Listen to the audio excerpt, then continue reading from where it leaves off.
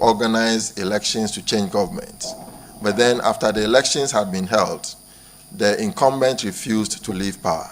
So we have such examples such as happening in Nigeria and in the Cote d'Ivoire and Zimbabwe, Kenya, and so on, where after the elections, the incumbent refused to concede defeat and leave power. More recently, we had one in the Gambia at the beginning of this year. So then after this period, after the second generation, we entered into the fall of the Berlin Wall and the collapse of communism in the Soviet Union, which led to the globalization phase, and then it opened up the third generation of constitution making in Africa. That is when there was a return to democracy. And again, we see re-emergence of multi-party rule, civil society activism, elections being held on a regular basis, and so on, as a means of changing government. And so in the post-Cold War era, we have multi-partyism and constitutionalism, human rights, good governance coming into the picture.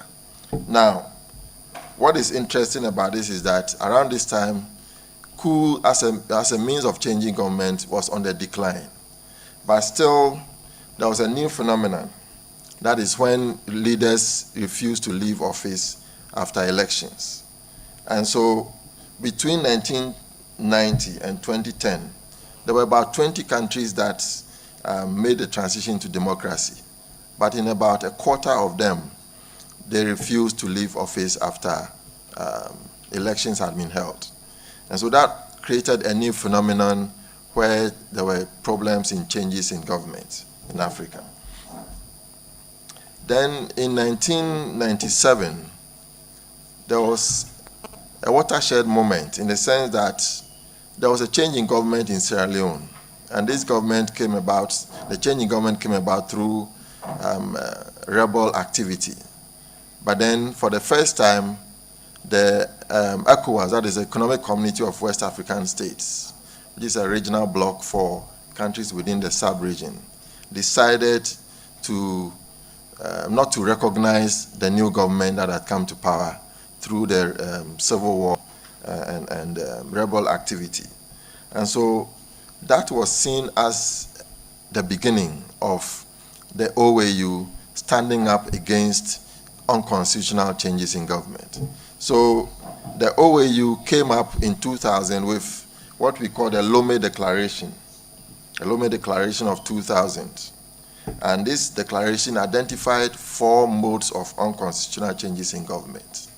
The first one is where there is a military coup d'etat, as we have already mentioned. The second one is intervention by mercenaries. The third is replacement of democratically elected governments by dissident groups or rebel movements. Then the fourth, the refusal by an incumbent government to relinquish power to the winning party after free, fair, and regular elections. So these means of unconstitutional changes were recognized officially by the OAU, that if you come to power through any of these means, you will not be recognized as a new government. Now, what that meant was that it brought into question how we should deal with recognition in governments. So recognition simply means a political act by a government to recognize the existence of a new regime that has come to power. And this is more or less a political act. It is not based on law. But for international organizations, we also have what we call collective recognition. And that is whether that international organization should recognize the new regime that has come to power. In the case of the OAU, it never sought to have a clear-cut definition of how to recognize or not to recognize a new government that has come to power. And so the same manner, when it came to changes in government, there was always a situation where sometimes the old regime and the new regime will both present themselves at an OAU session. And we have to decide who should be allowed to sit to represent the country. And so that created always a challenge. Whether it's a coup d'etat, who should represent the country at an OAU conference or session. Now, as we know in international law, where there is a new regime coming to power through unconstitutional means, what happens is that the government that is overthrown is given de jure recognition. That is, in law, it is still the properly recognized government, while the new government that has come to power through illegitimate means is recognized de facto. That is, it is a government that on the ground seems to be in control, and therefore we adopt a wait-and-see policy to see if it will be able to claim legitimacy from the people and then be allowed to govern. Now, what happened with the Lomé Declaration is that the OAU decided to say that, decided that the new regime that has come to power through unconstitutional means will be given 6 months to return the country to constitutional rule. And then this new regime can take part in, please, we are far behind this, so it's not helping us. The one who is controlling the... اطفي الباوربوينت مش بطل بحاجة له.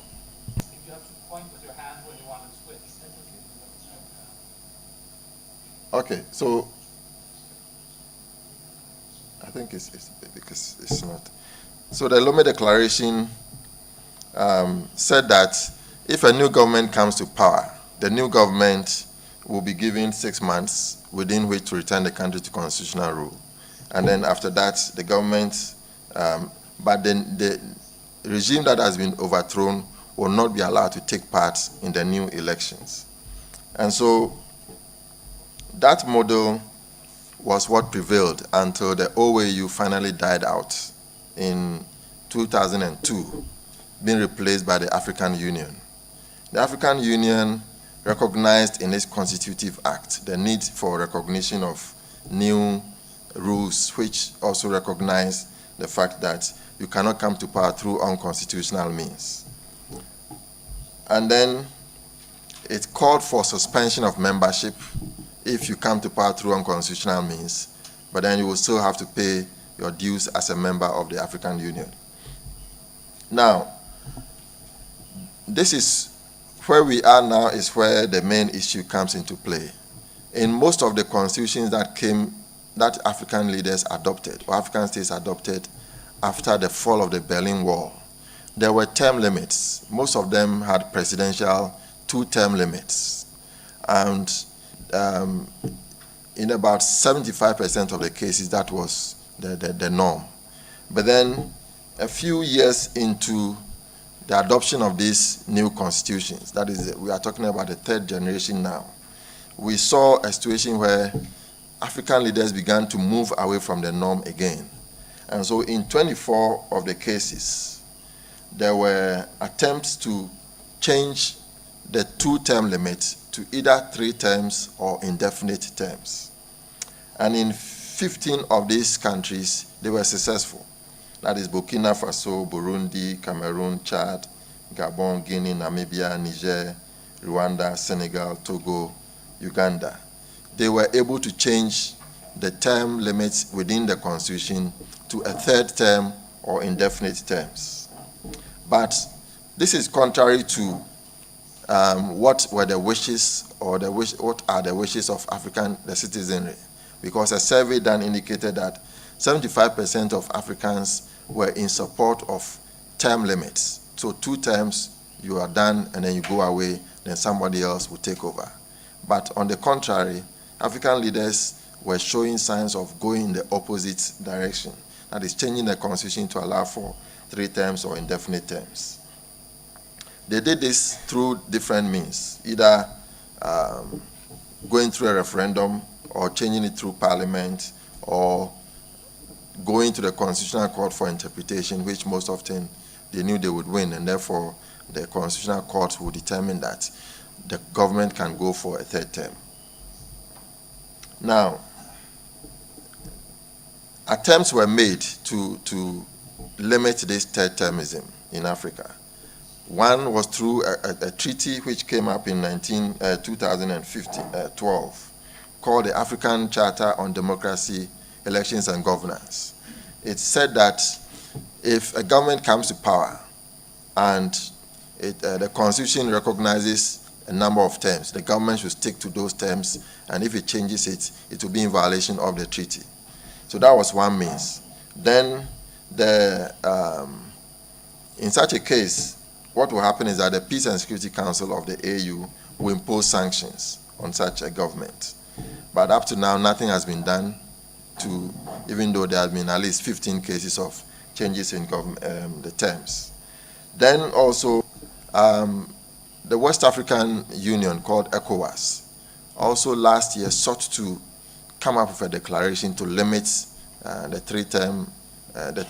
confirm the two-term limits and limit third-termism, but it wasn't successful.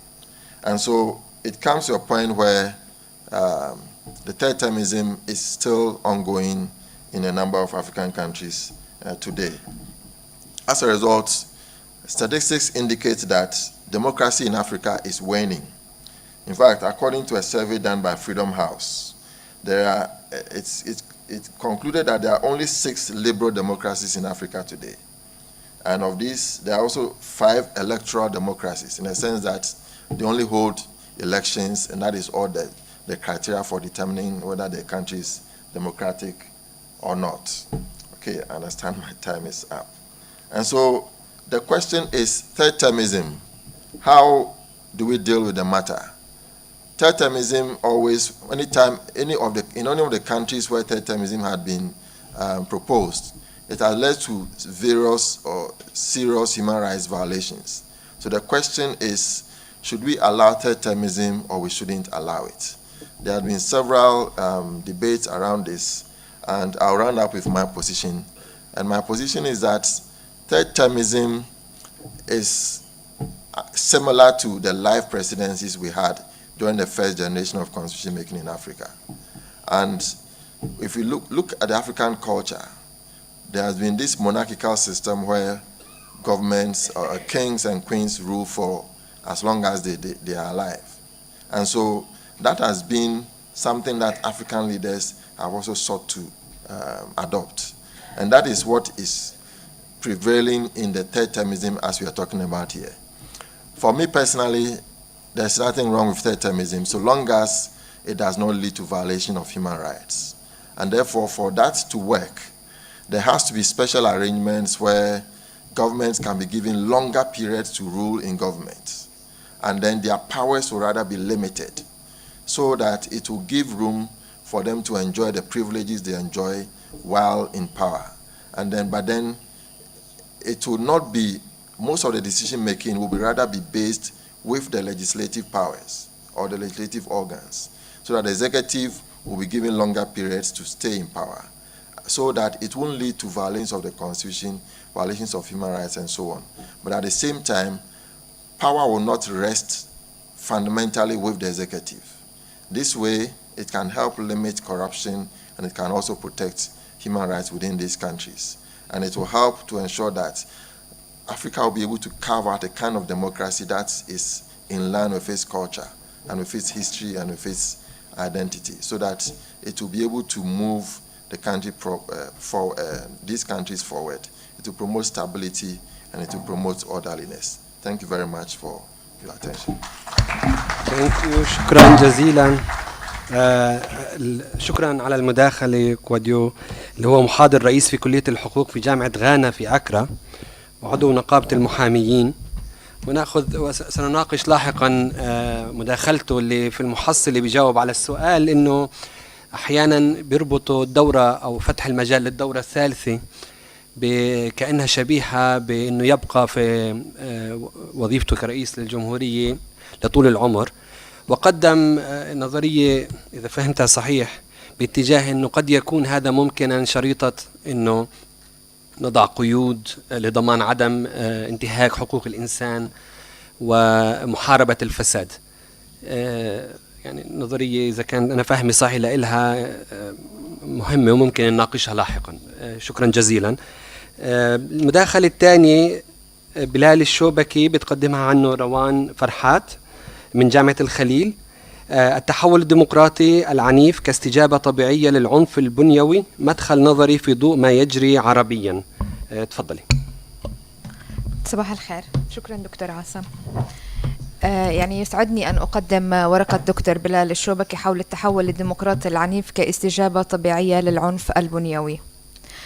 نقف اليوم على بعد عقد أو نصف عقد تقريبا من بداية الربيع العربي، ويبدو للمراقب أن كثيرا من الحناجر التي لفظت الظلم والاستبداد عقودا طوال وصدحت بأعلى صوتها مطالبة بسقوط الأنظمة الاستبدادية في دول الربيع العربي قد آثرت الصمت مؤخرا، وآثرت على نفسها الانسحاب إلى خانة مكممي الأفواه طوعا.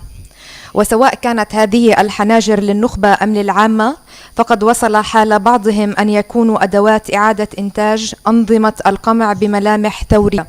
هذه مقدمة لورقة الأستاذ بلال، وعليها يمكن تلخيص ما يجري في أو ما جرى في دول الربيع العربي على أنه تكاتف قوى الفساد في كل دولة مع بقايا النظام وخصوصا الأمنية والعسكرية فيها، وتلقيها الدعم الكامل من قوى الفساد من قوى الفساد العابرة للحدود القطرية، وخصوصا تلك القوى المتمثلة في الأنظمة الرسمية التي خشيت وصول الثورة إليها، حيث نجحت هذه القوى مجتمعة في خلق ظروف اقتصادية اجتماعية وسياسية، وباستخدام الماكينة الإعلامية ولتصيغ الكثير من التهيؤات للمواطن العربي بأن الحالة تسير إلى الأسوأ، وتحصر العقل العربي في خيارين لا ثالث لهما: إما القبول بحالة الظلم والاستبداد كما كانت عليه،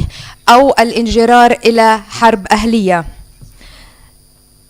بكلمات أخرى يمكن أن نقول أن هذه هي استجابة طبيعية لاعتقاد غير السليم بأن التحول الديمقراطي هو عملية تغيير تدريجية وسلمية وسلسة في كل الأحوال، كما هي استجابة طبيعية لعدم الفصل بين العنف وسبب العنف أو مصدره الأصلي، كأن يساوي من يرى نفسه حكما بين العنف البنيوي المنبعث من كل خلايا النظام بصور متعددة والعنف المضاد من قبل القوى الإصلاحية. تأسيسا على هذا المشهد وما تم تقديمه، تأتي هذه الورقة لتقدم مدخلا نظريا لتفسير التحول الديمقراطي المتسم بالعنف البنيوي في بعض مراحله، علها تقدم للقارئ العربي ما يخرجه من دائرة التصورات غير الدقيقة عن عملية التحول الديمقراطي. وتبني هذه الورقة نموذجها التحليلي على ما قدمه دان كورتروستو في هذا المجال، باعتبار أن التحول الديمقراطي لا يتأسس إلا على تشكيل هوية جامعة للقوى الطامحة للتغيير لتدخل حالة من المواجهة مع النظام السلطوي دون أن تخلو هذه المواجهة من العنف، على أن مدة التغيير وصولا إلى حالة ترسيخ القيم الديمقراطية والتعود عليها مرهونة ببنية القوى المساندة للتغيير وعلى بيئة التحول إجمالا. تقوم هذه الدراسة أو هذه الورقة أو تطرح فرضية مفادها أن التحول الديمقراطي في دولة يعتبر العنف فيها بنيويا والنظام فيها منكر لسلطويته أو زاعم بامتلاكه مشروعا إصلاحيا سيتخلله عنف متعدد الصور من قبل قوى الإصلاح، وهو عنف، وهنا نقطة مهمة، هو عنف لا يتساوى من حيث عقيدة القائمين عليه أو صوره مع عنف الأنظمة الرسمية في أي حال، ولا يمكن اعتبار العنف هنا بديلا يقابل بقاء الوضع على ما هو عليه قبل الربيع العربي.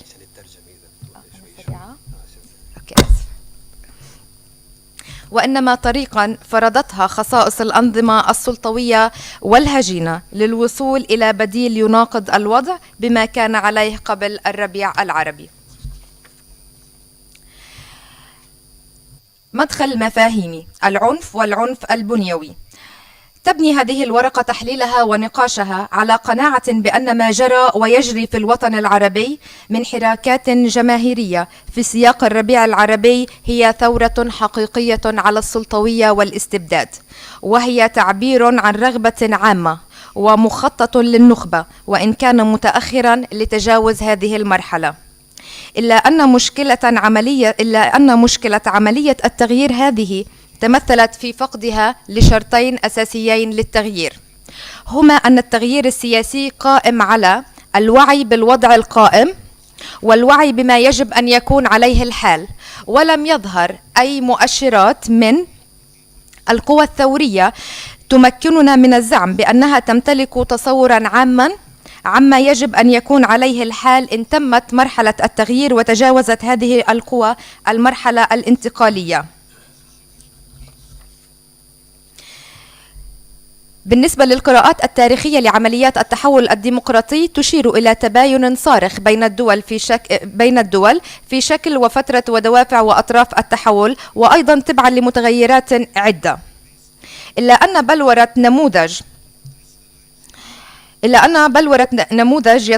نموذج جديد يتطلب بداية تحديد المشكلة التي باتت عقبة كأداة في طريق التحول الديمقراطي. وفي هذه الإيجاز الذي تفرضه هذه الورقة، فإنه يمكن تلخيص المشكلة الأساسية في اعتبار البعض أن النقطة الزمنية التي سقط فيها رأس النظام هي ذاتها التي بدأ فيها عصر الديمقراطية، وهو ما يعني أن كل المكونات المجتمعية التي بقيت متماسكة وفاعلة بعد هذه النقطة ستصبح جزءا من رسم المشهد الديمقراطي، رغم كون بعضها ليست سوى بقايا عهد الاستبداد. والحال كذلك، فإن كثيرا من الجهد الذي كان يفترض أن يوجه نحو بناء نظام ديمقراطي سينصب على عقد تسويات بين القوى المساهمة في هذا التشكيل، وفي ظل اختلاف الهدف جوهريا، بحيث لا يمكن أن تصل هذه القوى إلى تصور واحد عن النظام الجديد. فبينما تريد القوى الثورية الإصلاحية نظاما جديدا لا تربطه صلة بالماضي، تريده القوى التي انفضت عن مناصرة النظام بعد سقوط رأسه والتفت حول الثورة إعادة إنتاج للاستبداد والسلطوية، أو استنساخا لتجارب تحديث الاستبداد. يعتمد البعض في تقييمه أو في قراءته لما يجري عربيا على أنها حرب أهلية، حيث أن توفر عدة عناصر تشير إلى أنها حرب أهلية يدعم هذا التصور.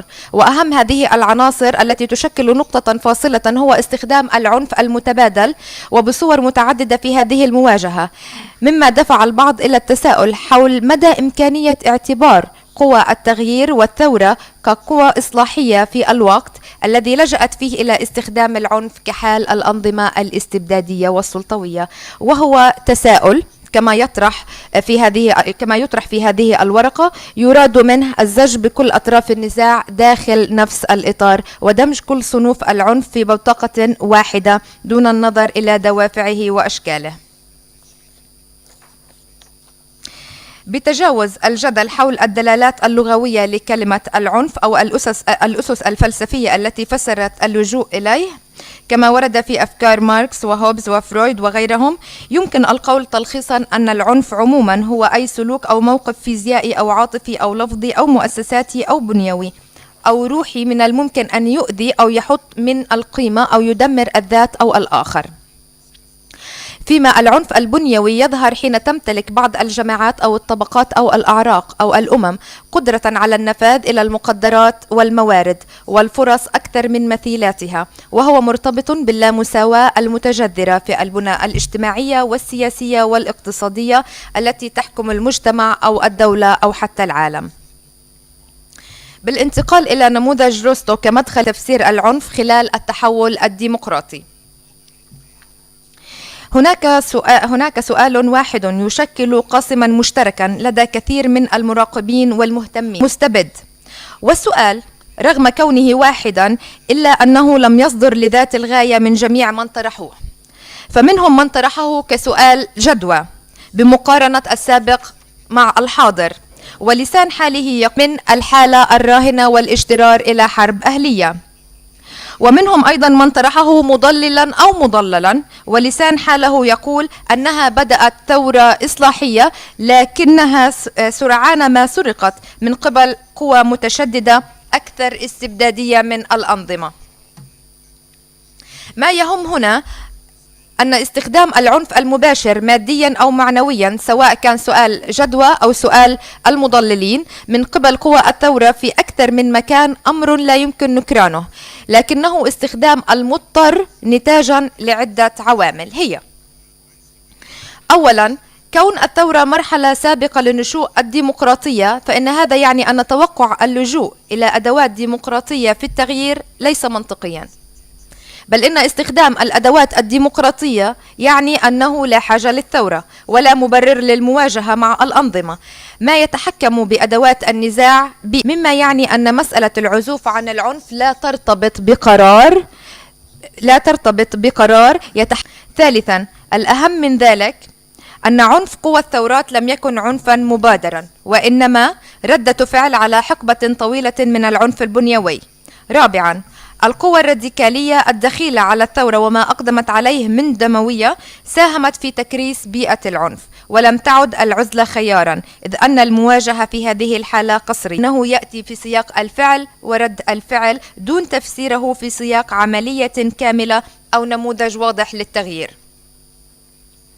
وعليه أن إدراج نموذج روستو في التحول الديمقراطي في هذه الدراسة لا يأتي كادعاء بأن هذا النموذج يمثل المدخل الأمثل للتحول الديمقراطي، وأن على الشعوب العربية السير وفقا لمثل هذا النموذج، بل هو مدخل فقط لتفسير حالة العنف المستمرة في دول الربيع العربي، أي أن اللجوء إلى مدخل روستو قائم على اعتقاد بأن المتغيرات المتسارعة على الساحة العربية وفي المشهد العربي هي جزء من عملية تحول ديمقراطي ما زالت مستمرة. وإذا كان لابد من الإشارة إلى الدول التي استخدم فيها العنف وعبرت نحو الديمقراطية، فمن الممكن قراءة تجربة كوريا الجنوبية التي السياسي فيها بشكله الديمقراطي به أن الظروف التي تشكلت في بلد ما في إطار البحث عن الديمقراطية قد أجبرت غير الديمقراطيين للانخراط في صفوف دعاة الديمقراطية، وهي مسألة مهمة تكاد تطابق ما يجري عربيا، إذ أن كثيرا من النخب التي نشأت في الدول العربية وفي دول الربيع العربي في ربوع السلطوية وساندتها ونطقت بلسانها وجدت ذاتها في مأزق الأفول، إذ لم تجد لها مقعدا خاصا في مركبة التحول. لكن روستو كان متفائلا وهو يقدم هذه الأفكار، إذ انتقل روستو في الطرح ليكون أكثر واقعية في اعتباره أن عملية التحول الديمقراطي ليس متوقعا منها أن تضم سياسيين متشابهين من حيث السلوك، إذ أن فكرة الديمقراطية قائمة بحد ذاتها على الاختلاف. روستو هنا لا يستثني النخب السلطوية من عملية التحول، بل يعتبرها أداة من أدواته. نظريا يبدو الأمر حالما، لكنه على أرض الواقع وبعد الكثير من المؤشرات يبدو محقا، إذ أن الديمقراطيين أمام خيارين لا ثالث لهما، فإما التصرف وكأن النخب ديمقراطية والبحث عن سبيل للمشاركة والاصطدام لاحقا بقيادتهم لمشروع مضاد، أو التعرف عليهم جيدا والبدء في مواجهة تفضي إلى الرضوخ للرغبة في التحول الديمقراطي. ميزة هذه الفكرة تكمن في انكشاف النخبة الممتدة عن الحقبة السلطوية أمام المجتمع وعدم منحها فرصة الظهور كطرف ديمقراطي. هذه الطريقة في التعامل مع النخب غير الديمقراطية، والتي قد تكون على صور عدة كقيادات منتفعة من عهد الاستبداد أو اقتصاديين فاسدين أو غيرهم، تستجيب بشكل تلقائي ودون ما إشارة مباشرة إلى حقيقة استشراء العنف البنيوي في بعض المجتمعات واستمراره أحيانا بعد سقوط رأس هذه الأنظمة. ومن أبرز أشكال هذا العنف هو العنف التمييزي الذي أفرز شريحة أخذت في التوسع المستمر باحتكار مقدرات البلد الاقتصادية والسيطرة على عناصر التحكم والتوجيه من عسكر وأمن وإعلام. العنف البنيوي في هذه الحالة السابق واللاحق لبدء التحول سيقابله فعل شبيه في سعي أصحابه للتشبث والبقاء، احتكار مؤسسات البلد ومقدراتها من قبل فئة محتضنة اجتماعيا سيدفع لا محالة إلى محاولة اجتراح مؤسسات مقابلة تستوعب الديمقراطيين وأنصارهم، وإن اختلفت قدرات هذه المؤسسات، إلا أن وجودها كإطار غير قابل للنفاذ إلا من قبل فئة سياسية معينة يعني الدخول في سياق العنف التمييزي. نعني أن المواجهة المفتوحة قد تبدأ بين مجموعتين أو أكثر على المستوى الشعبي وبتوجيه نخبوي، وهي مواجهة عنيفة ماديا ومعنويا مع اختلاف الدرجات، وقد تدخل في منحنى غير مستقر تتحكم به عدة عوامل داخلية وخارجية، ونتيجة لمثل هذه العوامل التي قد تمتد لسنوات ستعتبر نقطة النهاية في المرحلة التحضيرية برضوخ القوى غير الديمقراطية دون سحقها، ونقطة البداية في المرحلة الثانية من مراحل التحول الديمقراطي، وهي مرحلة اتخاذ القرار. مرحلة اتخاذ القرار تتشكل مع الانتقال من مرحلة التحضير التي شهدت غلبة طرف على طرف آخر، وقد تكون الخطوة جزءا من عملية تحول ديمقراطي لا انتكاس للعملية. لا بد أن تكون الغلبة لأنصار التحول الديمقراطي. بمعنى آخر هي عملية خلق الثقة بالنهج الديمقراطي بحيث تطمئن القوى جميعها بأن لديها فرصة في التقدم والمشاركة، بل على تفسير حالة العنف التي قد تتولد بعد مرحلة القرار، على اعتبار أن التعود أو تأسيسا على ذلك فإن هذه الورقة تطرح نموذجا يتطلب تمديد المرحلة الانتقالية ويستند على قد فقدت كل قوتها. ثانيا، إن مرحلة القرار ونتيجة لتنوع المشاركين فيها قد لا تفضي إلى نظام جديد. ثالثا، إن النموذج روستو يبدو متجاهلا لعامل الزمن، فالحقبة الطويلة من العنف المباشر والبنيوي لا يمكن أن تنتهي آثارها من خلال التعود أو التأقلم فقط. عربيا، ما زالت الكثير من المناطق التي شهدت الربيع العربي في المرحلة التحضيرية التي أشار إليها روستو، ومنها ما شهد تجاوزا لهذه المرحلة بما يوافق طرحه أو يخالفه.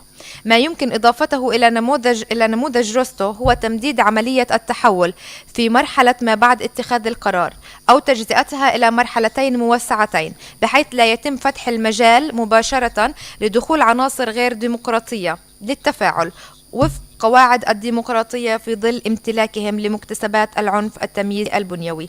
أختم هذه المداخلة أو الورقة بالقول أن التحول الديمقراطي في ظل ظروف شبيهة بما تحويه بلدان الربيع العربي يحتاج عمليتين متكاملتين.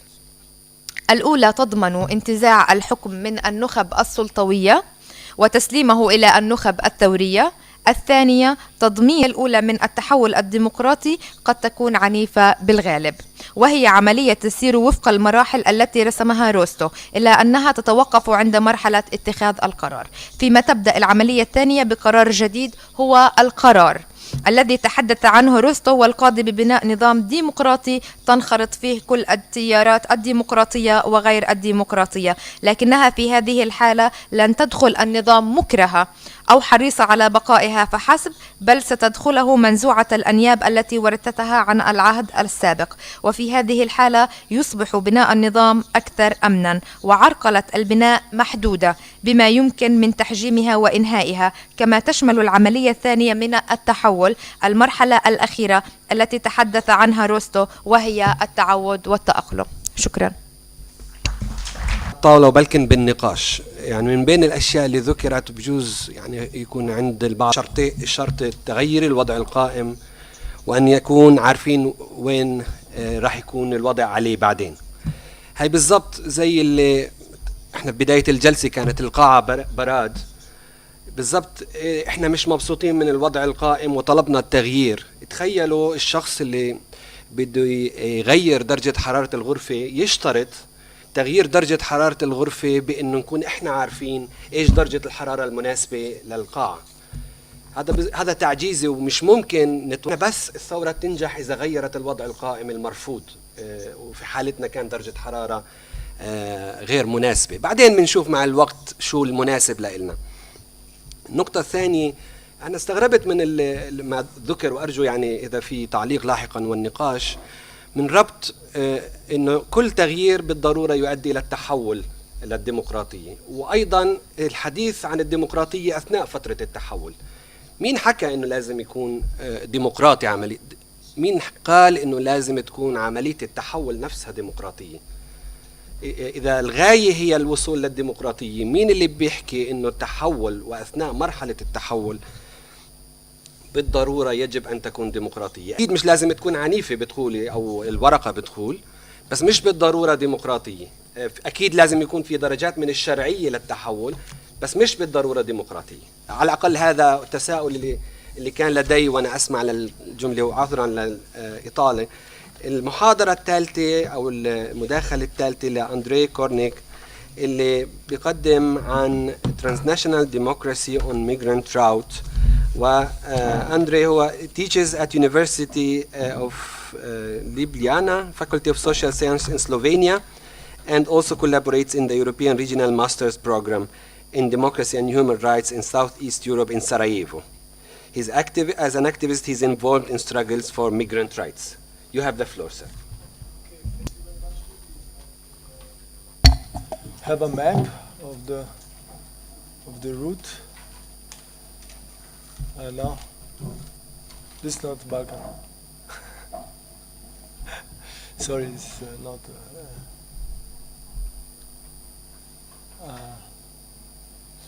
No, it must be a mistake. This is Scandinavia, right?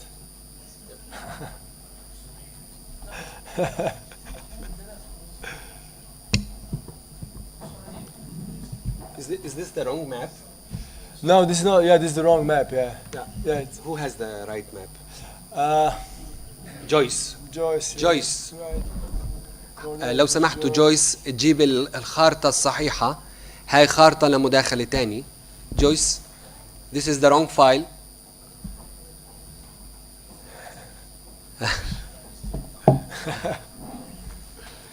I will start. Okay, so I mean, I will start. I mean, I would just like to have this map so that you will be more familiar. This is the wrong with map. the site, place, region I'm talking about. Balkan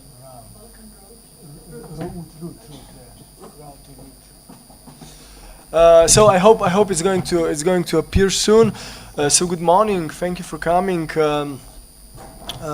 I would like to talk about transnational democracy on migrant routes, especially on Balkan route. Also because I did some research on the Balkan route, where I was also active in different solidarity initiatives after in 2015 and 2016 when the official route was closed. So for the beginning, I must maybe clarify some things, because yesterday I listened to discussions. I really appreciated them. They were quite political, and I think it's good that they were political. And of course, I could also kind of understand what is the discussion here in Palestine. So I don't want that my intervention would be understood wrongly. That there would be too many ambiguities about this, because of course my presentation goes into the direction that we have to think about democracy also outside the framework of the state and state institutions. And of course, when it comes to migration, we are dealing with transnationality and transnational situation. But I think also that we are dealing with practices of grassroots democracy that are really inspiring. So I would just like to say something maybe a bit autobiographic. For a long time as a researcher, a theoretician, also activist, I was involved in the movement of Erased in Slovenia. This was the movement of people that were illegalized in their own homes, were stripped of all of their rights in 92, immediately after Slovenia declared independence. Of course, those were people that were mainly coming from other Yugoslav republics, and you can imagine that becoming illegal meant really like disaster situation for them and disaster conditions for them. And for this reason also, of course, I'm kind of always critical of the national form and the nation state, and also national liberation. And I can, for example, remember the claim in Empire of Harte Negri that national liberation was often poisonous, a poisonous gift. And of course, there's some other things I would like to maybe declare at the beginning. It's also that I'm kind of interested in what does it mean to talk from specific space that is inserted in global hierarchies, in global space, of course, hierarchical space. So I do not claim to speak from any position of universality, but to speak from the site, like hybrid locus of enunciation, as Mignolo calls it. So this is the site which is permitted with differences, which is permitted with inequalities, and only when we kind of reflect on those inequalities, we are able really to speak freely. For this reason, for example, lately I more or less I'm working on indigenous thought, indigenous political thinking, like in Latin America, where I think that there are some incredible innovations, political innovations taking place that could be interesting in different contexts, maybe also here. And this is kind of very inspiring for me. So let's go now to the topic of my presentation. So transnational democracy and migrant route. So this is the map of the migrant route. So basically this is the route through which around 1 million refugees and migrants crossed to Germany and North Austria, Germany and Scandinavia in 2015, 2016. In 2015 there was like 750,000 people, and then in 2016 around 120 people. These are the Frontex estimations, and you can see that this basically route crosses the territory of former Yugoslavia, so the territory that is now full of small independent states, which are in different ways integrated into European space, into European Union. Some countries are members of the European Union, some countries are waiting to become members, and so forth.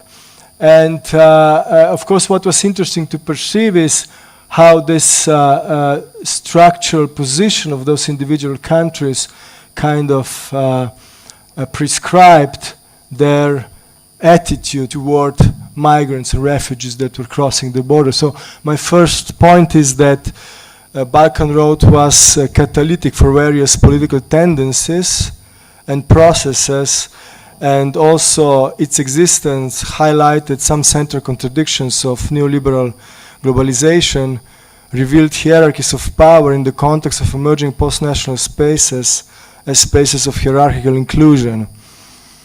So, for example, the route was opened in 2015, so it was kind of officialized, became formal, a humanitarian corridor, and this was due basically to the struggle of refugees and migrants and their supporters that pushed to reach north, and they were stranded in Hungary, and there was huge crisis in Hungary, and then Angela Merkel in a way welcomed refugees from the Balkan route, right? So, and then immediately when this formalized corridor, humanitarian corridor was open, the authorities, the states on the corridor were searching for ways how to normalize it and how to close it down.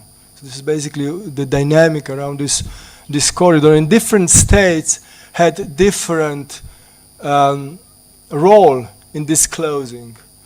For example, Macedonia, here on the south, which is in not very good position when it comes to its position in the international community, and when it comes to European Union.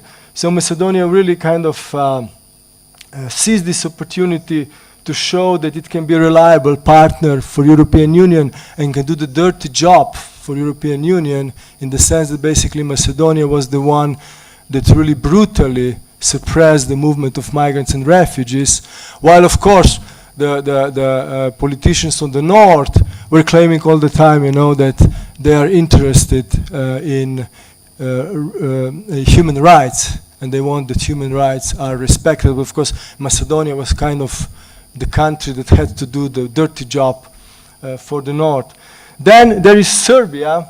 Serbia is a really interesting case, because for Serbia it was an opportunity to present itself as the country that respects human rights and is humanitarian, and was kind of, you know, the question of polishing the image after the wars in the former Yugoslavia. Then we have Slovenia, so my country, you know, and also Slovenia was kind of crucial in closing the Balkan route. So Slovenia was the one that erected the fence, razor blade fence, and this was done one day after President of the Republic, on the extraordinary session of the Parliament, declared that Slovenia should do whatever, regardless the price, to so that Schengen border stays on its southern border and is not moved to the north, to the border between Austria and Slovenia. So basically Slovenia acted out of the fear to be kicked out of Schengen Europe. And of course then, for example, we have Germany, and Germany really used this opportunity to assert itself as being the new leader of the free world. No? So I think it's kind of a lot of cynicism in this situation. But so what we can really see is that the Europe as hierarchical space, or space of hierarchical integration, was really revealed in the on the Balkan route. Of course, to claim that Balkan route suddenly appeared is misleading.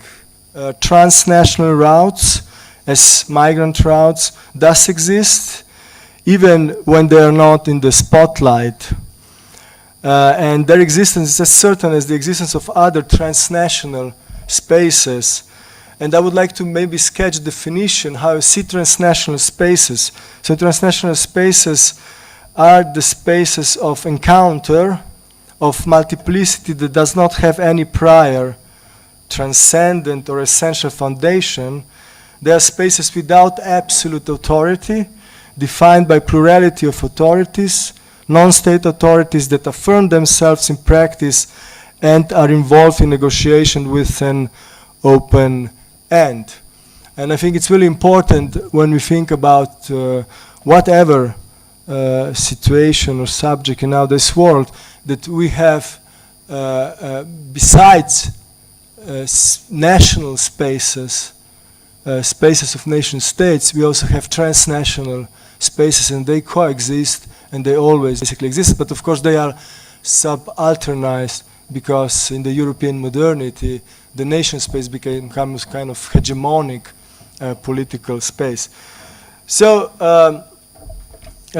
but the existence of Balkan route, of visible Balkan route, was understood, as migration in general in Europe is, as exceptional, as an urgency that has to be dealt with using exceptional means so that normality could be restored again. But what is this normality? A normality that is basically externalization of one of principal contradictions of nowadays Europe and global capitalism. Now, for example, when Balkan route was open and refugees and migrants massively, visibly came into Europe, the violence that basically takes place every day on external border of European Union could be seen in Europe, in the heart of Europe. And of course, this kind of opportunity, you know, for Europe to reflect on its borders, its violent character, and also to start to think about how to democratize European borders. So, but let's go to those contradictions. Now, so one contradiction is, while capital, goods, and services can move freely, movement of people is administered in such a way that hierarchies among populations and labor markets are reproduced and strengthened. I mean, it's kind of, obvious thing. I didn't need visa to come here, right? While probably Palestinians, cannot go so freely to Europe. So this contradiction is, of course, violence. And as I said before, violence against refugees and migrants on Balkan route was just a temporary image of violence that is taking place daily on the external borders of European Union. Then the other contradiction, also important, is related to dissolution of form of nation. So this dissolution is, of course, the result of capitalist globalization, but also the result of realization that national liberation in anti-colonial struggles turned out to be, as I said before, poisoned gift. So as I see it, and basically I see it from the perspective of the Latin American movement, like indigenous movements. So the establishment of nation state was the only possible and allowed outcome of anti-colonial struggles, although nation state is the result of historical developments in Europe, the result of antagonism between absolute authorities that exercise monopoly over right, force and cultural expression on designated territory. So being inappropriate for much more diversified and plural realities, nation form often led and leads to intense and sometimes destructive conflicts in the states that free themselves from direct colonial rule, but not from political forms imported from metropolis. And in globalization, even nowadays, Europe becomes ever more post-national, but only to the extent that colonial legacy of unequal and hierarchical global division of labor is preserved. So, as I mentioned, migration is neither new nor extraordinary practice, social practice. It becomes such when populations are supposed to be organized in the form of nation, and when unfree labor for plantation economy had to be efficiently channeled and contained. For example, nowadays, when there is discussion about what to do with migration in Africa, for example, in Africa, migration was always kind of, fact. And you can see, for example, I think in Africa and Western Africa and so forth, that this imposition of being locked as populations in the frames of the nation state is extremely violent. Okay, so nevertheless, discourse on migration in Europe is today completely permitted with the idea of exceptionality. But what does it mean? So to treat some social practice as extraordinary is a precondition to establish sovereignty, sovereign power. Probably some of you know Agamben and his theory of the state of exception. And sovereign power in old fashion as foundation of social order on transcendent norm, and also in a new fashion that is theorized today as governance, as the way to define norm upon dealing with extraordinary event in an ad hoc arrangement. So I would define sovereignty therefore as foundation of social order that is not imminent to society but is prior to it, transcendent. It constitutes and reproduces itself by grasping social phenomena as exceptional that demand exceptional measures. It is based on existence of absolute authority that is expressed as monopoly over production of law and force on designated territory and as cultural homogenization. Now, just maybe as a footnote, for example, in Latin America, the struggles of indigenous led to the ideas of the plurality, also legal plurality, that is now inscribed in some constitutions. So the justice system should be not just state-based, but there are more justices, also indigenous justices. And this is like the main struggle nowadays in Latin America. So migrant routes are exceptional for the power that wants to constitute it as sovereign, but they're also exceptional in their own sense.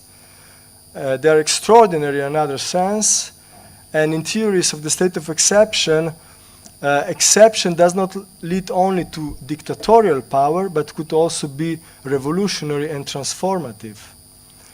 As sites of encounters of irreducible multiplicity, of encounters with open and where striving hopes, struggles for decent life clash with and articulate with attempts and practices to govern the mobility of people.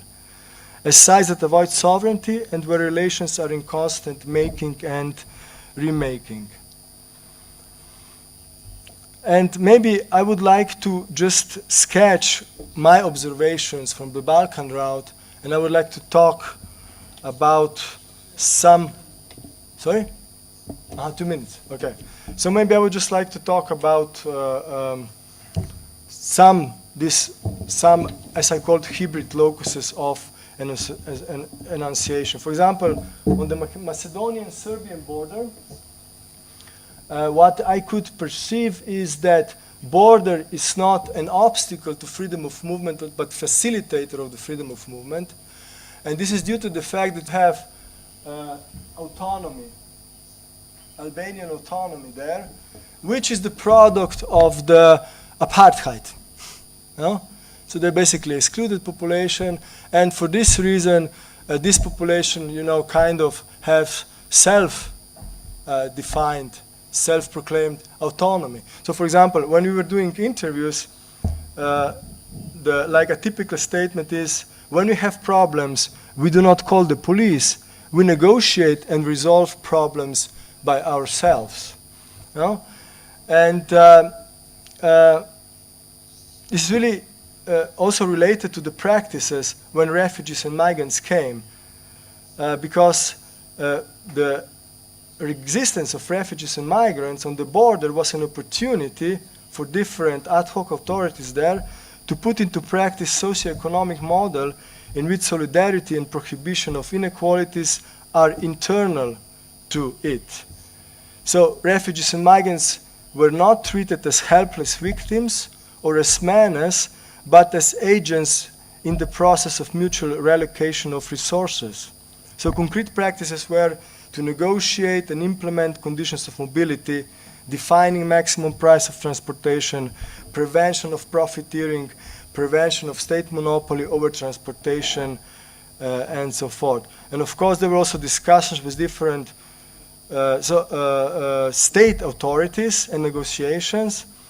And what I could see there is what we have basically is highly transnationalized space.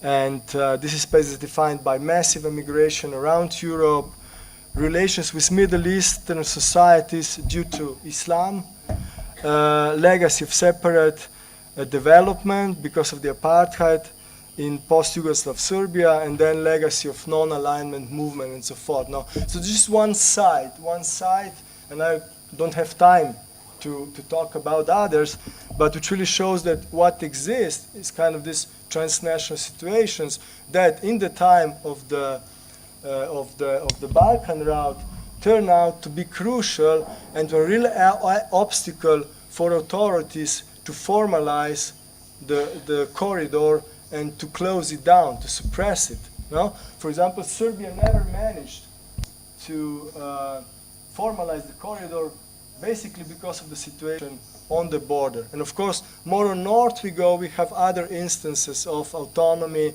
like the relationship between activists, different no-border activists, and migrants and refugees. Okay, so maybe just to conclude with more maybe theoretical remarks. So these transnational spaces also exist in theory and in conceptual production. No?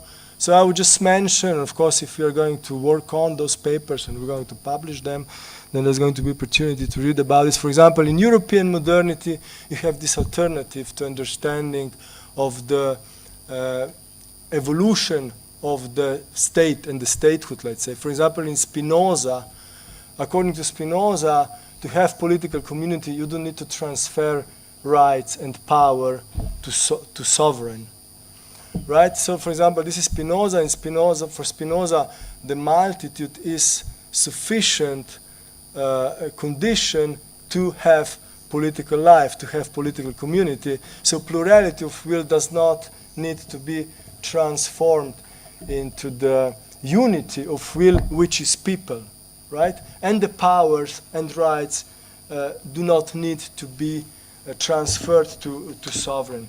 But of course, these alternatives do not exist only in the European modernity. Let's not be Eurocentric, right? For example, again, in other metaphysics, cosmovisions, so for example, De Castro is talking about Indian metaphysics, and he was working on Amazonia. No? He really showed that there is a different way of conceptualizing.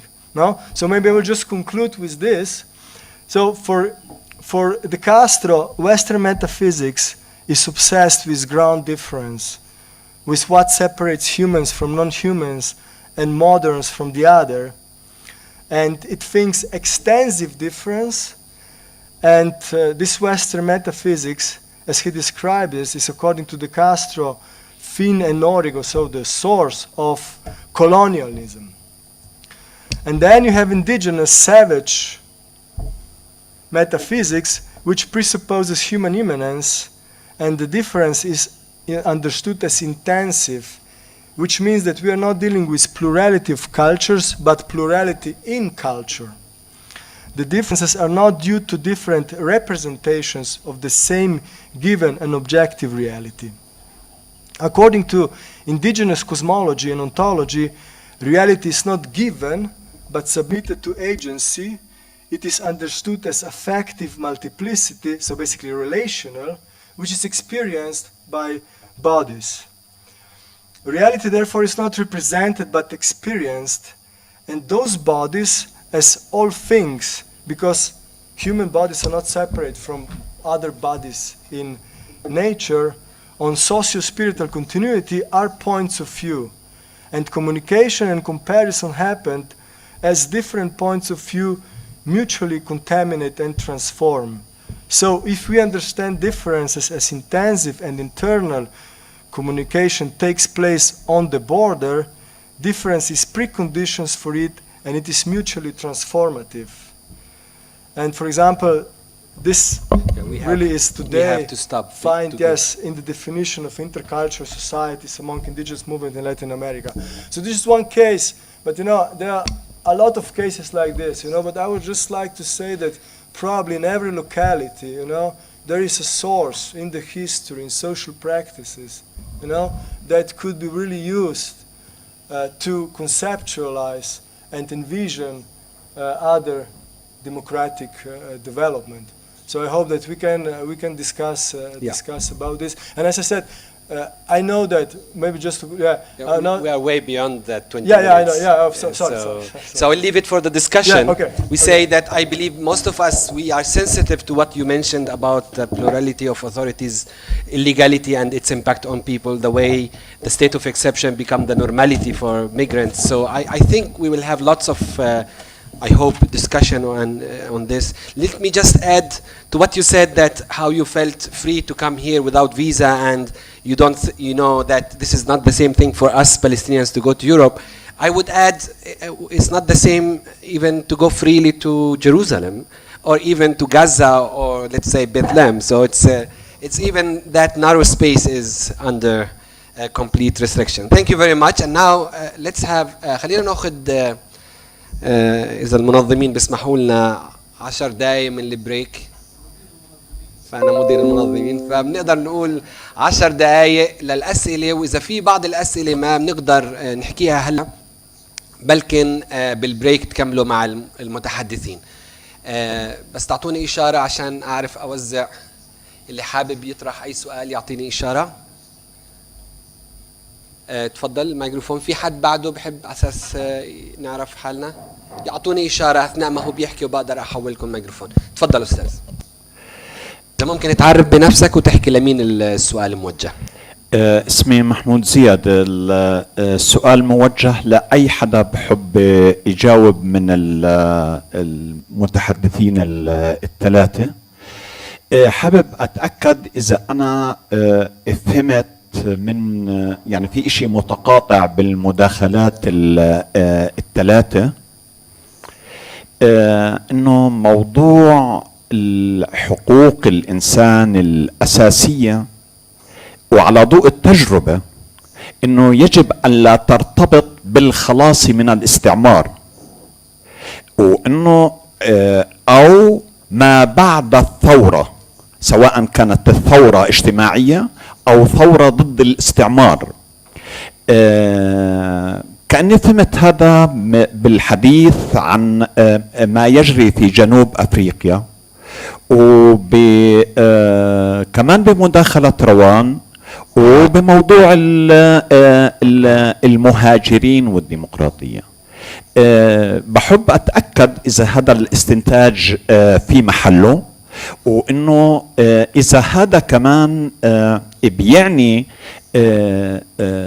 درس مستفاد فلسطينيين بأنهم ما يأجلوا مسألة الكرامة والحقوق إلى ما بعد الخلاص من الاستعمار، اللي ولربما انه ضرورة التمسك بحقوق الانسان وبالكرامة في كل ظرف وفي كل حين، ولربما يكون الامساك بذلك باعتباره ناموسا، قيمة عليا مرتبطة بالعدالة، وفي حالتنا ربما تؤسس وتعزز الصمود للخلاص من الاستعمار. والقول بأنه هاي الحكاية بعدين أو وقتها ليس الآن، أي ما بعد الخلاص من الاستعمار، قد تساعد في تعزيز الاستعمار، أو وفي أحسن الحالات استبدال استعمار باستعمار آخر، وحينها الأمر ينتفي وفي هناك انفصام وتناقض في الهدف من الثورة. الهدف من الثورة والخلاص من الاستعمار، أو الثورة حتى الثورة الاجتماعية، هي من أجل الكرامة والحقوق والعدالة والمساواة.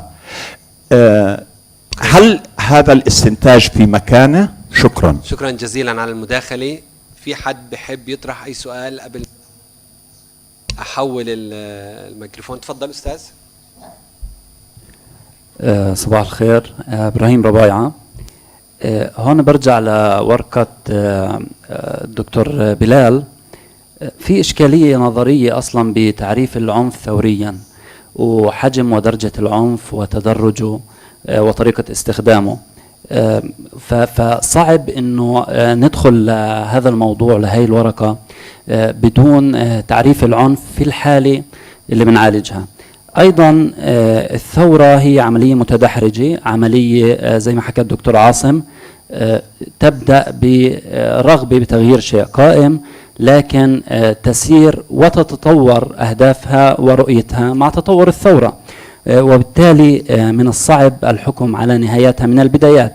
أيضا الحديث عن النموذج الكوري. النموذج الكوري كان نموذج معقد. السلطوية اللي كانت موجودة في كوريا في عهد الرئيس بارك أيضا كانت سلطوية تسمح بهامش من التربية الديمقراطية اللي ولدت قاعدة انطلق المجتمع بعد رحيل الرئيس إلى ديمقراطية بشكلها الحالي.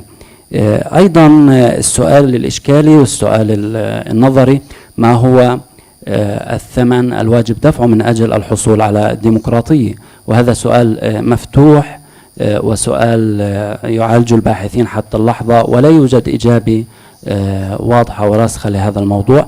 هل الهدف فقط الديمقراطية، أم الديمقراطية يجب أن ربما تحكم بالأثمان التي تدفع بها وبعملية مرحلية؟ شكرا.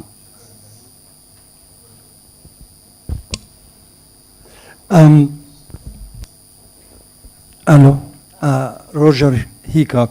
I'd like to ask Mr. Piaget Atua, which are the 6 countries that have managed to to achieve or to maintain liberal democratic constitutions in Africa in the last period? And are there commonalities between them? أي أسئلة أخرى؟ ممكن أنا أطرح سؤال أندري just to give you the opportunity to go ahead with what you had in mind. I have a question, what you mentioned as democracy shouldn't be state-centered, especially when we talk about migrants as a transnational movement.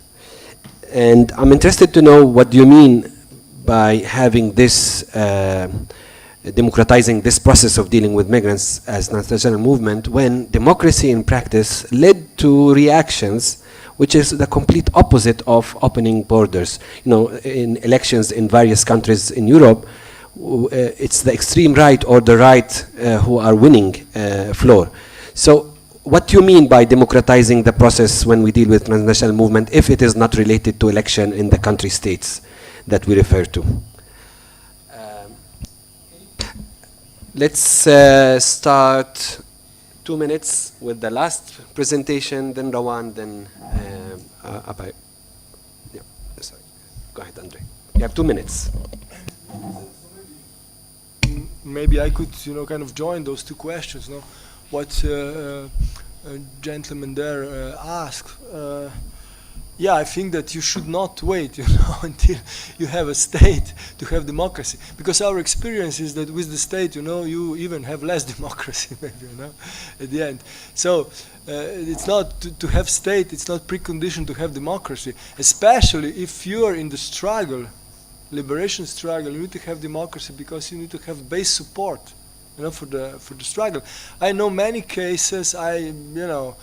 Followed. I've been there, for example, like Zapatistas in Mexico, which is also like a national liberation struggle of new generation, where you find the level of democracy which is unseen in Europe and in the nation states, and this is something that gives them the power, And then, of course, when it comes to the question of migration, yeah, surely. I mean, when you don't have democracy that is tied to the existence of citizenship, and the nation state, you have kind of a complicated situation. You can then understand democracy only as a practice, So it's not really like a voting democracy, where you can see it is, in a way, how through encounters, people basically address basic issues like, hierarchies, how they kind of include, all possible sensibilities, and how they build the power together. I think this is, kind of, when it comes, I mentioned before Spinoza, For Spinoza, right is always the expression of the power of the multitude, So we really have to build this power, to have right. And but of course it's a complex thing, because in the movement, also it was huge solidarity in the former Yugoslavia. For example, only in Croatia there were 600 volunteers, 24 hours working outside formal organization, like being solidar with refugees and migrants. And of course, it's a big question what to do now, right? Are you going to institutionalize this? And this is the discussion, that we have today. How are we going to institutionalize, so to give more kind of a stability to those new practices of democracy? اوكي انا خليني ابلش بالبدايه تفضلت فيه دكتور عاصم. يعني بعتقد انه الورقة كانت واضحة. أنا بتفق معك. لم نتحدث عن ديمقراطية في عملية التحول، لأنه بالأساس حكينا أنه عملية التحول بيئتها غير ديمقراطية، وبالتالي لن نطالب أو يكون مطلوب منا استخدام أدوات ديمقراطية في عملية التحول. وإذا كان الديمقراطية هي هدف أو أداة، فهذا كمان هو السؤال اللي يمكن بتقوم عليه الورقة كلها، أو بيقوم عليه حتى مداخلات كل الأوراق في المؤتمر.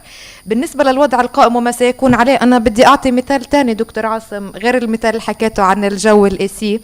الضفدع اللي كان على الطبق اللي تحته درجة حرارة عالية، اللي كل ما كانوا يزيدوا درجة الحرارة يصير ينط أكتر ويصير ينط أسرع، لأنه هو ما عنده وعي إيش اللي بيصير معه. هو مش مميز إنه الحرارة عم بتزيد. لو كان مميز إنه الحرارة بتزيد كان فورا وعنده أدوات إنه بقفز لبرا وبيخلص حاله من الموضوع، لأنه ما كان بيعرف شو الوضع القائم، ضله محله وما طلع لبرا. اللي بدي أحكيه أو اللي حكته هاي الورقة إنه الوعي بالوضع القائم، يعني نعرف إنه إحنا في مرحلة تغيير مش مرحلة ديمقراطية. مش إذا سقط النظام لما نزلنا على الشارع إنه مطالبين بسقوط النظام، إذا سقط فإحنا صرنا ديمقراطيين. هاي عملية تغيير وعملية تحول بنمر فيها بهاي الفترة.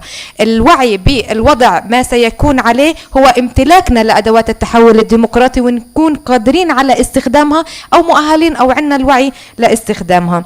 مداخلة أستاذ إبراهيم عن تعريف العنف، أنا حكيت بتجاوز الجدل اللغوي أو عدة تعريفات وذكرت التعريف المتفق عليه. وبالنسبة لتجربة كوريا طبعا تجربة معقدة، ولكن يستفاد منها في لما بنحكي عن عمليات التحول الديمقراطي تحديدا، في انه في كان عندهم تعود وتذوق للديمقراطيه وفي عندهم تنشئه على الديمقراطيه. وانا في الورقه حكيت او حكى دكتور بلال، انا نقلت ما حكى او ما قاله في الورقه، انه يعني اذا بدنا نغير الوضع ويصير في عندنا معرفه للديمقراطيه مش بقرار ولكن بعمليه تنشئه وتربيه. فانا بتفق معك تماما. شكرا.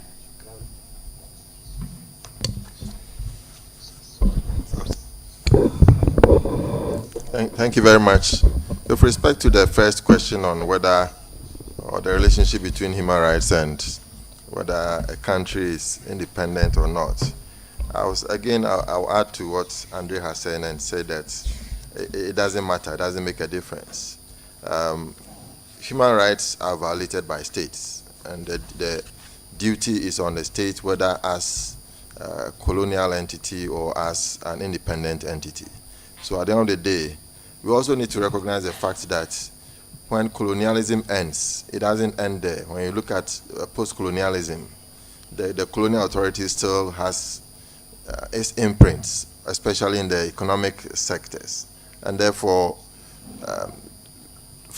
when profit comes into the picture, when multinational corporations and so on still have a say in how the country is run economically, there are issues or clashes with how the people's rights should be respected. And so human rights is a daily struggle, and it continues whether an entity is under occupation, whether it's under colonial rule or not. And so I think that what is important is that we begin to build a culture of human rights which is based on our understanding of human rights. And therefore, when we are independent or when we have the freedom, we will be able to use that as a foundation to build on, whereby we can have a lasting form of human rights based or which is in consonant with the local circumstances of our people, based on the culture, based on the history, based on the development. On the question of which countries are more democratic in Africa, excuse me, well, I can identify among others Mauritius, Botswana, Cape Verde, South Africa, Ghana, Tunisia, Senegal, among others. And the indicators are based, among others, on a level of respect for human rights. We also talk about stable changes in government. When a government loses power, it just concedes and a new regime comes into place. Then pluralism in terms of allowing tolerance for various political actors, whether governmental, non-governmental, the media, to be able to challenge authority. Civil society activism is also well respected.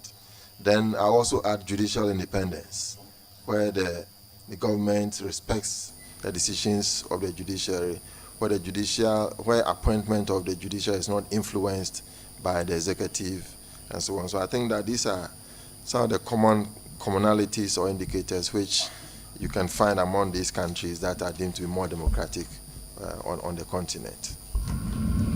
Thank you very much. شكرا للمتحدثين وشكرا لاستماعكم، ونغلق الجلسة ونلقاكم بالجلسة القادمة بعد 10 دقائق. شكرا.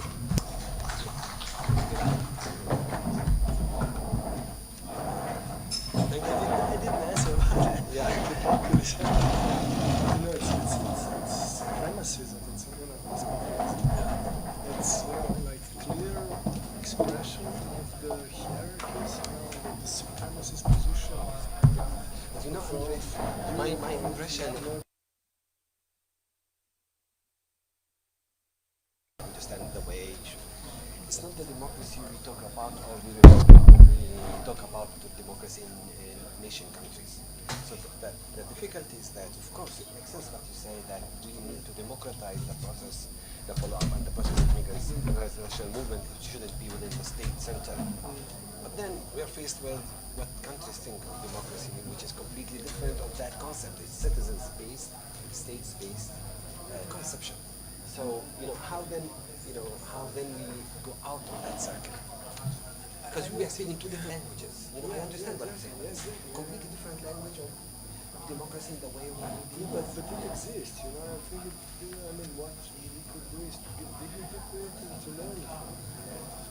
And say that there are such problems, complex problems like migration, ourselves also to listen to migrants themselves, the movements, those kind of transnational movements, organization.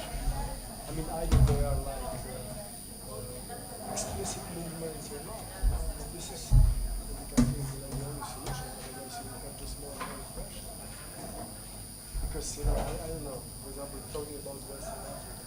So is Europe ready, for example, to renounce Yes. the colonial framework, which basically allows Europe to extract surplus from Western Africa, and that's it. And then they say to us that migration is a problem. The root cause of the problem is not it comes down to how the former colonial authorities relate to the colonial state. It's a lot of experimentation. People get frustrated, they don't have any other ways than to seek better opportunities. But also they, for example, in Mali, they also have some research done. People do not want to stay in Europe. Yes. It's just about how to go there, to get something, to accumulate something. Exactly. Some Because capital. and I have friends, for example, from countries, they came through this asylum seekers, they were then to stay in the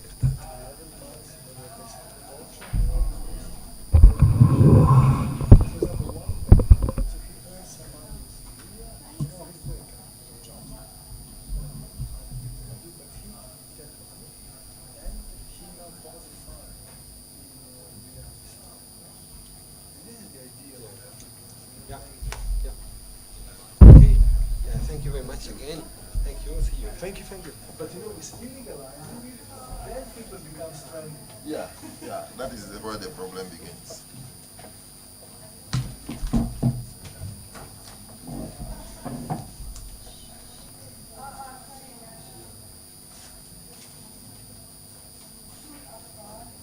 I am one of the translators. I just wanted to ask you, does the name Vladimir Bartol mean something for you? Vladimir Bartol. He wrote a book in 1940s in Slovene. I think he wrote it in French. He wrote a book which is called Alamut. He wrote it in French. For me, when they mention Slovenia, immediately this name comes to my mind. It's about the assassin movement. Alamut is the name of where, but you know about it. It's translated into Arabic as well. He wrote about this assassin movement which was established in the 12th century. انا بس بدي اقول لك ان الفكره من بديع في ابو ظبي واخد شمال من الهواء واخدنا عن الشخص 87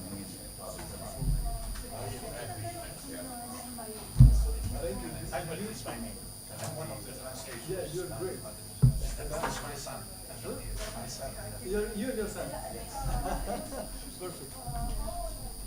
We only need the Holy Spirit.